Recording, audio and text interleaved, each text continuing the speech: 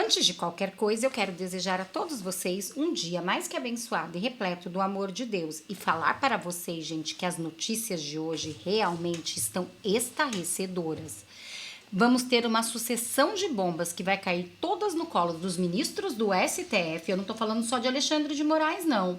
E também de Luiz Inácio Lula da Silva do PT.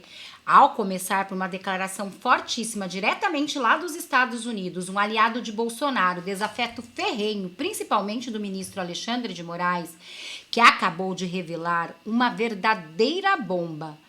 Gente, segundo informações, teve mais uma derrota na justiça e o ministro passou vergonha. É isso mesmo, e ainda tem mais. Lá diretamente da Casa Branca, vocês não vão acreditar o que está acontecendo, que deu nas principais manchetes. Gente, só para vocês terem uma ideia. Mais um ministro do STF entrou no alvo de Donald Trump. E a situação do ministro está delicada, viu? E mais, André Mendonça já se manifestou e o que ele trouxe, gente, realmente deixar os seus colegas de corte de queixo caído. Pegou todos de surpresa. Mas não é só isso não. Ainda temos um presidente de partido de esquerda simplesmente detonando. Eu não sei se ele resolveu falar tudo, se é um tipo de traição, mas o que ele revelou de Luiz Inácio Lula da Silva do PT e da esquerda vai chocar vocês. Eu não tô falando de qualquer pessoa, não. Tô falando de um aliado, um nome forte dentro da esquerda, presidente de partido. Então, gente, como vocês podem ver, o vídeo de hoje realmente promete. Parem tudo que vocês estão fazendo e vem comigo saber de tudo que está acontecendo. Mas antes, só não esquece de curtir, compartilhar, comentar, deixar o seu like e se inscrever no canal. Eu não vou ficar dando muito spoiler, vou direto na notícia e já vamos começar com uma notícia que eu preparei para vocês, que vocês não vão acreditar no que Luiz Inácio Lula da Silva do PT teve coragem de falar de todos nós, o povo brasileiro. Olhem isso. O presidente Lula comparou a destruição na faixa de Gaza ao Brasil no pós-governo Bolsonaro. Essa declaração foi dada durante o podcast Mano a Mano. Vamos ouvir. Nós, quando chegamos aqui, nós pegamos um país semi-destruído. Eu, de vez em quando, olho para a destruição na faixa de Gaza e eu fico imaginando o Brasil que nós encontramos.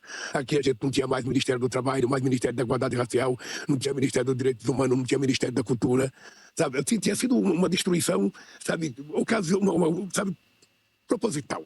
Ou seja, o presidente não gostava de nenhum ministério que pudesse ser uma alavanca de organização da sociedade. Então, para que cultura? Se cultura politiza a sociedade, se cultura manifesta, sabe, a cultura de uma sociedade, o conhecimento político de uma sociedade, por que cultura? Então vamos acabar. Então nós temos que reconstruir tudo isso. E o presidente Lula comparou a... Pessoal, eu acabei de ler agora, na coluna Radar da revista Veja, uma matéria dizendo que o presidente Lula disse num podcast, abre aspas, olho a faixa de Gaza e imagino o Brasil que peguei.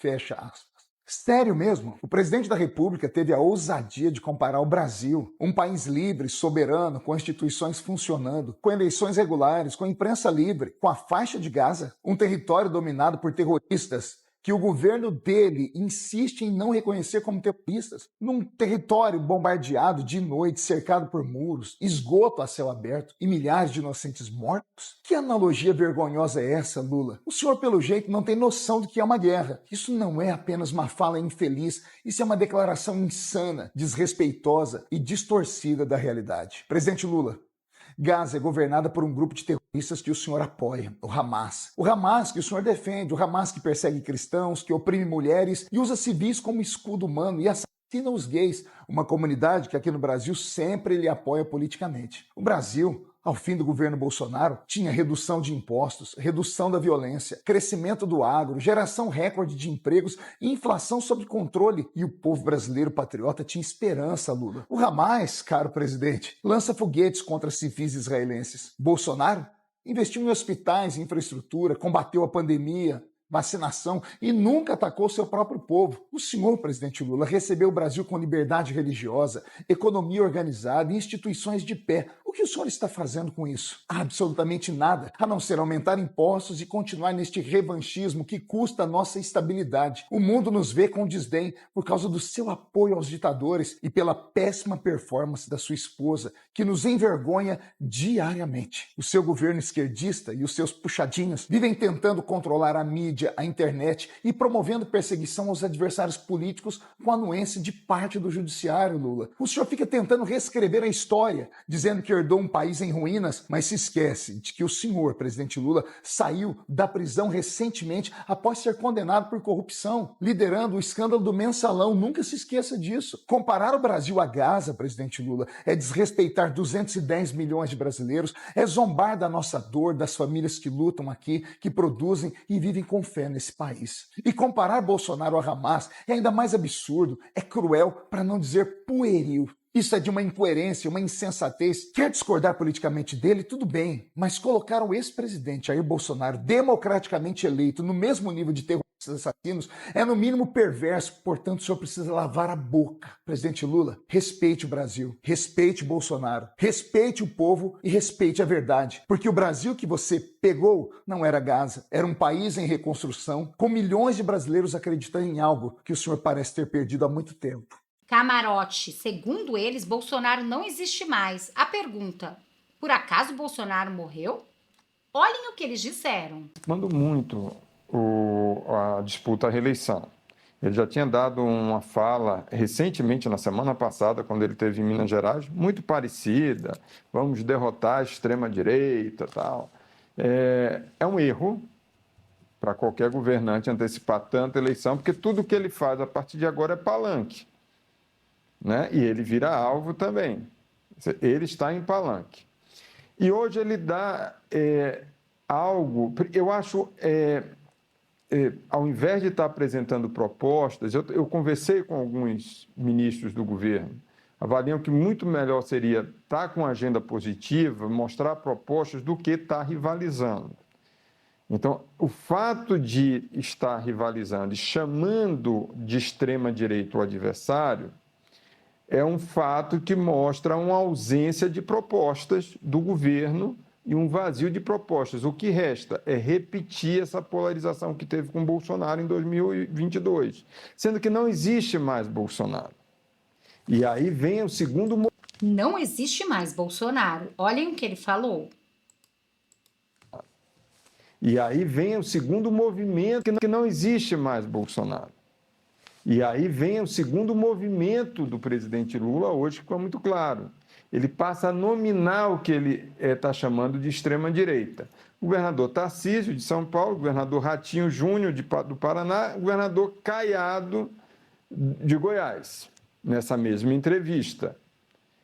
E aí ele vai para um caminho que é um caminho que ele está tentando carimbar, mas chamar esses três governadores que estiveram com ele, andando na Praça dos Três Poderes, inclusive o Tarcísio, que sai de São Paulo no dia seguinte ao 8 de janeiro, em defesa da democracia, chamar o Caiado, que botou as tropas da Polícia Militar de Goiás. Você pode chamar Caiado de direita conservadora, ele é da direita conservadora brasileira, mas são nomes que estão ali pontuando do ponto de vista no campo democrático.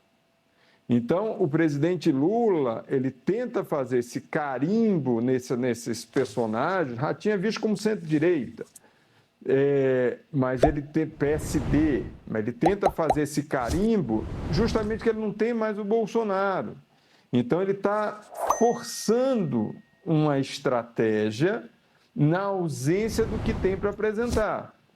O presidente Lula, eu não sei qual é a tua visão disso, mas ele vai, a tudo que ele fizer agora, ele vai para o palanque.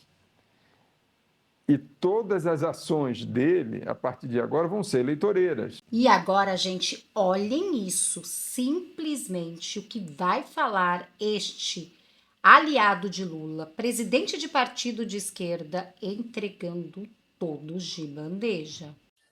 Bom, a democracia, esse tipo de democracia, logicamente, né, é um regime de muito mais de corrupção política do que um regime de satisfação das necessidades políticas. Qual é a corrupção? A corrupção é que essas elites apontaram com a possibilidade da esquerda participar do poder. Participar, logicamente, como um sócio muito minoritário, mas participar. Eleger deputados, né? E isso daí levou, né, a uma profunda integração com o regime político das esquerdas, todas as esquerdas, né? A liderança do Lula, por exemplo, na minha opinião, é sintomática, porque o Lula é uma pessoa que nunca foi verdadeiramente de esquerda, né? E a posição dele sempre foi o seguinte: é preciso participar do regime político, quer dizer, nós queremos um lugar nesse regime político. O restante da esquerda se adaptou a essa visão que o Lula tem, né? A visão do Lula é predominante hoje. Você tem que participar no regime. Por isso a esquerda se transformou numa defensora do regime existente, que não é democrático. Aí eles falam assim: precisamos defender a democracia, mas essa democracia não é uma coisa que o povo realmente queira defender. O povo está na miséria. A situação social do Brasil é muito dramática. Não é só do Brasil, é do mundo inteiro. Agora, apareceu uma direita, né? Num dado momento do percurso, eu acredito que ela é o resultado da crise econômica de 2008, apareceu uma direita que adotou pelo menos um elemento de um programa que seria revolucionário, que é o seguinte: ela se coloca como antissistema. Né? O antissistema, se for levado adiante de maneira coerente, é uma coisa revolucionária, porque você quer acabar com todo o sistema. E por isso essa esquerda vem canalizando as expectativas populares. A base da esquerda é muito mais descontente com o que existe hoje no Brasil do que a base da esquerda. A base da direita é mais descontente do que a base da esquerda. Isso é muito visível. A esquerda não tem capacidade de atrair esse pessoal, né? Eles atraem apenas aquelas pessoas que estão contentes com o que existe aí. O identitarismo é o sintoma, na minha opinião, mais maligno disso. Porque o identitarismo não é uma política popular. Ela não foi feita por movimentos populares. Ela é uma política que foi elaborada, né, nos Estados Unidos, na Europa, né? É uma política, inclusive, muito bem pensada para atrair, né, os elementos de esquerda ou elementos que querem ser de esquerda. Então, seria, né, a defesa do negro, a defesa da mulher, a defesa da diversidade sexual, seja lá o que for. Mas isso é um engodo, né? Uma política autoritária, né? É uma política autoritária. A gente viu o caso do Léo Lins, né? 8 anos de cadeia por contar piada. É uma coisa que é difícil até de entender isso aí.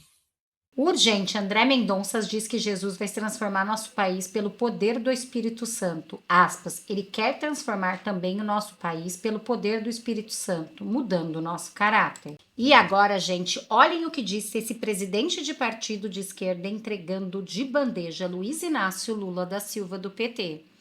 Mas antes, olhem isso. Espírito Santo, dizer da minha alegria de estar na marcha, que a marcha significa um testemunho do povo de Deus, de que Jesus é o Senhor das nossas vidas, de que Ele nos mudou, Ele nos transformou e que Ele quer transformar também o nosso país pelo poder do Espírito Santo, mudando o nosso caráter e nos ajudando a fazer o país, o Brasil, um país melhor, mais justo, menos desigual, com mais liberdade, com esperança, com mudança da nossa casa e mudança da nossa nação.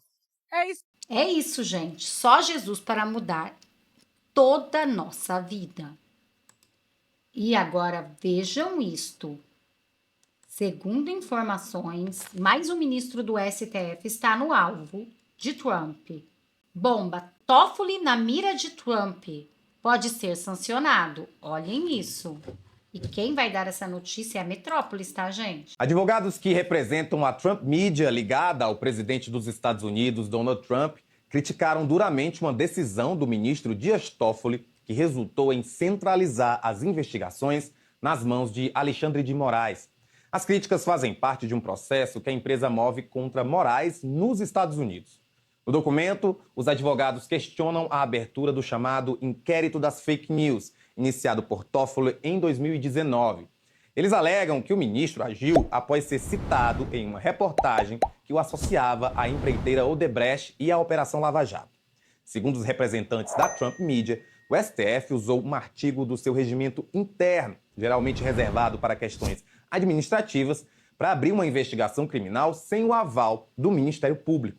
No texto, eles acusam a corte de concentrar funções de investigação, acusação e julgamento em um mesmo órgão.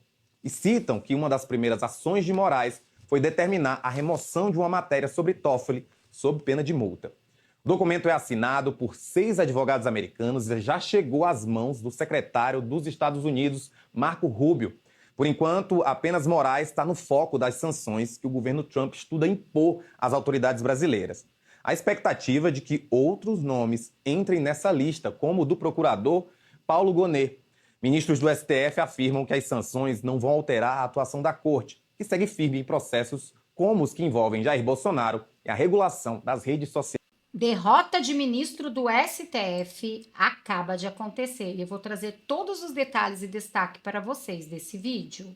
Justiça rejeita a denúncia contra Alan dos Santos e Barroso passa vergonha. Tá tranquilo, é um cidadão, um homem condenado que a TV estatal, como é que a gente pode chamar a Globo? Ela não é estatal, mas formalmente ela não é estatal. É a assessoria de imprensa do governo. A assessoria de imprensa do governo botou assim, abre aspas, homem é condenado por ameaçar e ofender o ministro Alexandre de Moraes. Fecha aspas. Sabe que eles não conseguiram essa contra Ameaçar ou ofender? Ameaçar e ofender. Ah, tá. Vocês sabem que eles não conseguiram emplacar essa contra mim, né? A juíza do DF, ela falou assim, na verdade, quem está ameaçando é o Barroso. Porque o Ministério Público Federal de Brasília entrou, né, com um pedido. Alan dos Santos está ameaçando o Barroso. Aí a juíza falou assim, pô, o cara mora nos Estados Unidos. Só tem palavras. Você pode discordar do jeito que ele fala e tal. A juíza botou isso lá, a decisão. Vocês podem colocar no Google aí, produção. Juíza nega pedido, acusação de ameaça de Alan Barroso. Bota aí. A juíza alega. Aí o que a juíza fala na decisão dela? Ela falou assim, na verdade, quem está fazendo isso é o Barroso, porque o Barroso tem aparato de segurança. Ele não pode se sentir ameaçado. E aí ela ainda dá um escovão no Barroso.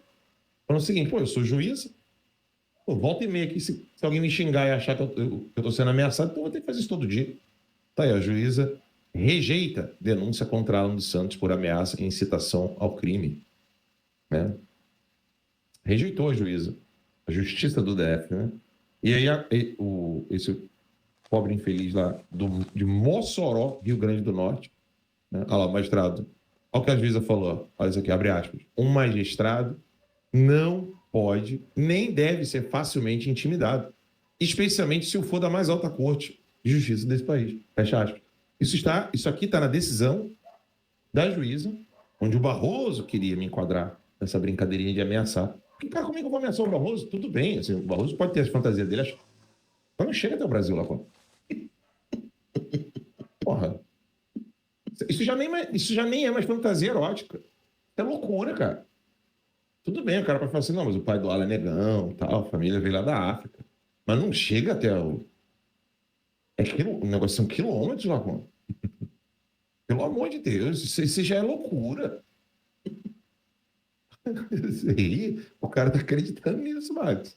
Aproveitando essa fala do Alan, essa informação que ele trouxe, e a juíza foi exemplar ali no que ela disse, né? O juiz não pode ser facilmente intimidado, porque você imagina, né? O cara tá julgando Fernandinho Beiramar, Marcinho VP, né? Os grandes narcotraficantes de facções brasileiras. O cara, óbvio que ele tem que entender que a intimidação ali vai fazer parte, né? Agora, no caso do Alexandre de Moraes, não é nem isso. E do Barroso também, né? Está falando de pessoas que são jornalistas, que não têm nenhuma atividade criminosa, nenhum quadrilha, nada. São só pessoas falando contra a ideologia deles, contra o que eles fazem, contra o que eles pensam. Só isso.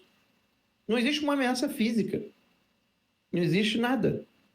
São jornalistas, são analistas, são pessoas, né, que A natureza da debate ameaça. público. Mas, desculpa te cortar. A natureza da ameaça é o medo real. Juridicamente falando, para você processar alguém de ameaça, você tem que ter medo. Ela fala isso na decisão dela. Eu não vou ficar aqui destrinchando essa decisão, que essa decisão é antiga. Mas o Moraes, ele está declarando, quando ele condena esse pobre coitado lá, civil, simples homem de Mossoró, quando ele faz isso, ele está dizendo para a justiça, ele está dizendo para todos os advogados do Brasil, para todos os juízes, ele está dizendo para todo mundo, eu cago de medo desse homem de Mossoró. É isso aí. Isso é jurídico. Se a produção puder dar uma olhadinha rápida aí depois, na decisão dessa juíza, colocar lá, ela explica essa parte lá. Ela fala assim, olha, é que a Lud não está aqui hoje, a gente está sem grana de poder trazer a Lud aqui direto, né? Então, pessoal, o superchat está fraco, assinatura também, vamos colaborar aí para a gente poder crescer, mas a Lud podia dar uma aula aqui para a gente, ou ela ou o Chiquini, para ter a ameaça... Tem o Emerson Grigoletti, meu advogado, também está passando uma temporada aqui. De repente, show de bola. Se a produção depois puder pegar no Poder 360, tem a decisão da juíza e ela explica isso. Para ter ameaça, tem que ter medo. Olha que loucura. Medo real, né? Medo real, não pode ser um troço fictício. Isso. Tem que ter medo. Você não pode se sentir ameaçado por uma galinha fazendo barulho em Brasília. Você morando aqui, você não pode. Depende, se a galinha ou primeira-dama, sim, mas o animal, não. E aí você consegue enxergar, irmão? Se você consegue enxergar. Não, aí, na decisão dela, tem que ir no site do Poder 360, o Poder 360 normalmente diz assim, clique aqui para ver a decisão integral da juíza. Em algum lugar aí vai ter. Clique aqui para a decisão integral da juíza. Aí você clica no arquivo, é isso aí mesmo, pode clicar sem medo. Pronto. Aí agora coloca a palavra no Ctrl F, bota assim, medo. Bota a palavra medo. Pronto. Dá para aumentar? Bota a tela inteira aí. Deixa eu ler com o pessoal. Olha o que a juíza diz. No presente caso, reitero, em sua representação, a suposta vítima, que no caso era o Barroso, não demonstra esse medo imprescindível e... Como é que é? Perfectibilização do tipo penal. Ou seja, ela está mostrando aqui. Não há... Não, deixa lá. Eu quero ler o resto. Ela bota assim... Em reforço desse entendimento, destaca os seguintes extratos de julgados. Aí ela agora vai pegar outros casos que foram julgados. Para a configuração do crime de ameaça, é necessário o preenchimento dos requisitos do artigo 147 do Código Penal.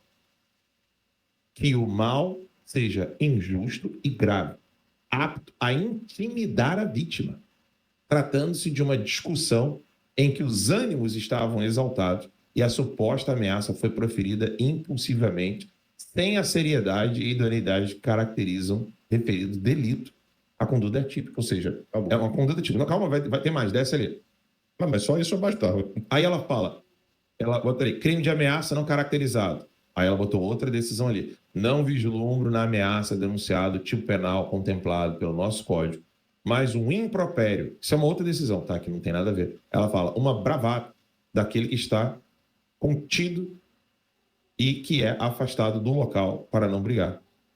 Tal ameaça, eu vou acabar com você, foi idônea para... Inidônea. Ou seja, que não viu o izinho ali. Inidônea para atemorizar o vereador. Ou seja, uma outra decisão que mostrou o seguinte, o cara tá lá longe mesmo. Eu vou te pegar! Né? Você não tá nem perto. Aqueles que se joga para ficar segurando. Vou te pegar, me segura aí, pô. Me segura aí. Vou te pegar, me segura aí, pô. Ou seja, eles é meio óbvio, né? O Marcília botou lá um tweet que até pensei, isso não é mais uma corte, isso é uma organização criminosa. Isso é uma organização criminosa terrorista, que está colocando terror nas pessoas. Ou quando você usa de meios ilícitos contra civis, é ação terrorista. Eu coloquei aqui, cadê o do Marcília aqui? Eu vou pegar rápido aqui. Um tweet do Marcília. Eu falei assim, cara, isso aqui é uma organização criminosa. Advogado, constitucionalista, especialista em liberdade de expressão, tem feito um belíssimo trabalho. O cara é fera. Aqui, ele botou aqui, Folha de São Paulo. Ministros do STF dizem que qualquer indulto a Bolsonaro seria derrubado pela corte. Aí o Marcília botou. Ou seja, não analisaram, não sabem nem do que se trata, mas julgaram inconstitucional. Aí botou ali, ó. A inconstitucionalidade no país se tornou a vontade política dos ministros. Ele disse isso. E ele continua dizendo o seguinte, será que existe ainda alguém que acredita que que uma corte que ignora a Constituição salva a democracia? Disse Marcílio. Eu fui além, eu botei. Isso não é uma corte, isso é uma organização terrorista. E a pergunta que não quer calar, que eu faço essa pergunta para qualquer pessoa que esteja nos assistindo. Se o Senado fizer o impeachment dos ministros e os ministros disserem que o impeachment foi inconstitucional, e aí, o que é que faz? Com certeza diriam que sim. Não, mas e aí, o que que faz? O Brasil não tem Lacombe. Eu falo aqui sério. Aí Inclusive, tem um que escreve no X, eu esqueci até o nome dele, um petista. Ele pegou aquele trecho que eu falei assim, o Moraes tem que ser punido. Eu fui bem claro aqui. Eu disse, Moraes tem que ser punido dentro da lei vigente no Brasil, e depois que, se o Brasil tivesse uma mudança constitucional, quem praticasse o que o Moraes praticou mereceria pena capital. Eu falei isso aqui. Eu jamais defenderia pena capital para alguém numa lei que não existe. É inventar crime. Ele considerou que você estava pedindo a pena capital agora, né? Dentro das leis que a gente tem. Exatamente. E aí, eu deixei isso bem claro. E agora, aqui de novo, eu pergunto para todo mundo. O Brasil não tem direito de resistência. Ou seja, na Constituição brasileira, não há direito de resistência contra um poder tirânico. Isso não existe na Constituição Socialista de 1988. Não existe. Ou seja, qualquer direito de resistência contra um poder tirânico brasileiro é crime.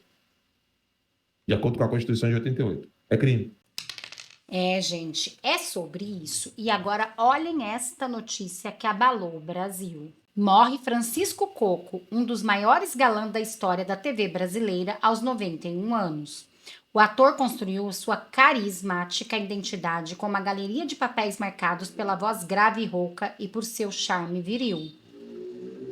Francisco Coco, um dos maiores galãs da televisão brasileira, célebre por protagonizar novela Selva de Pedra, O Astro, na TV Globo, morreu nesta quinta-feira, dia 19, aos 91 anos. Nossa solidariedade à família. Gente, quando ainda a Globo fazia realmente novelas daquelas boas como Selva de Pedras, realmente Francisco Coco deu um verdadeiro show. Não é bem da minha época, mas eu me recordo que eu assisti a segunda fase, sabe? Mas isso é quando se fazia ainda novela, como antigamente. Coisas que a gente não vê mais, né, gente? E agora, olhem essa notícia. Diretor da BIM indicado por Lula impediu investigação e perseguiu colegas. Relatório da polícia sugere que Luiz Fernando Correia, enquanto chefe do órgão de inteligência, cometeu crimes como prevaricação e coação em inquérito. O relatório final da Polícia Federal sugere que o diretor-geral da Agência Brasileira de Inteligência, ABIN, Luiz Fernando Correia, escolhido em 2023 pelo presidente Luiz Inácio Lula da Silva, interferiu em investigações e perseguiu servidores do órgão. O documento ainda mostra que Correia tentou impedir o avanço das apurações sobre o uso irregular do sistema Fitch-Miller, no episódio conhecido como ABIN paralela. Ele buscou proteger o ex-diretor de operações de inteligência da agência, Paulo Marício Fortunato. Apontado como um dos principais responsáveis pelo uso indevido da Fitch-Miller para fins pessoais e políticos, especialmente durante a gestão de Alexandre Ramagem do PL, Fortunato foi posteriormente indicado por Correia para liderar a Secretaria de Planejamento e Gestão da ABIN. Mas ele foi indicado por Lula e quer proteger Bolsonaro. Não tá batendo aí, né, gente? Mas, bom, a gente é melhor não comentar. Eu gostaria de saber a sua opinião sobre isso. Bom, gente, eu vou ficando por aqui para o vídeo não ficar muito longo. Só não esquece de curtir, compartilhar, comentar, deixar o seu like, se inscrever no canal. Também deixa aqui o seu nome, de qual cidade vocês estão falando, para a gente se conhecer um pouco melhor. Para quem não me conhece, eu me chamo Renata Dib, moro no interior de São Paulo, Taubaté. Muito obrigada a todos. Até nosso próximo vídeo.